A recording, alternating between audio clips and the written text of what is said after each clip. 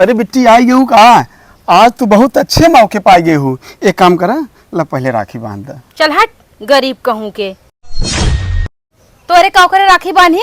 काव बा तोरे काव दई देबा हीरा हुंडी हमें जात के?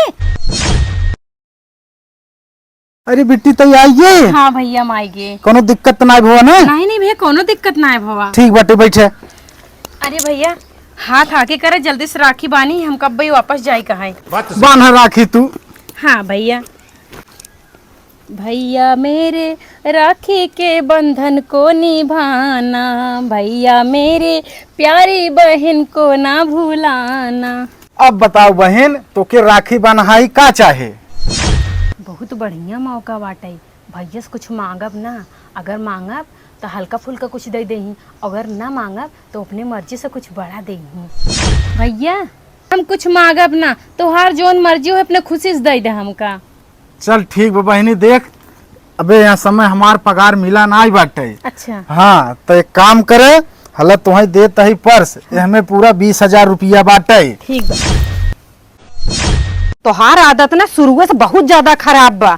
जहाँ देखबू थोक मिलत बा ना, सबसे पहले कूद के यही आबू। छोटके भैया के यहाँ ना आई गऊ, वहाँ कितना मिलत है तोहाई?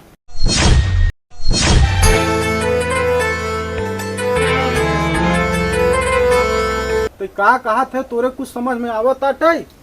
समझ में हमरे कुल आवत है। सरकारी नौकरी भी अगर मतलब थोड़ी कुल पैसा उठा के बहनी दे देबा।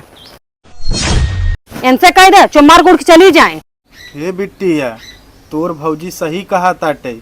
एक काम करते, हले ले 100 रुपया लै ले और चुम्मार के चली जोते। भैया ई अपन 100 रुपया ला रखिला, हमें तोरे पैसा की जरूरत ना ना, और हम पैसा बिना राखी बांधे ना आए रे। भाई बहन के प्यार होते तो हम वो फर्ज निभावे आए रे, हम अपन फर्ज निभाए दे। आप सब खुश रह जा। अरे बिट्टी भैया के रखिए बांधे। अरे बिट्टी काहे बहुत मायूस हो?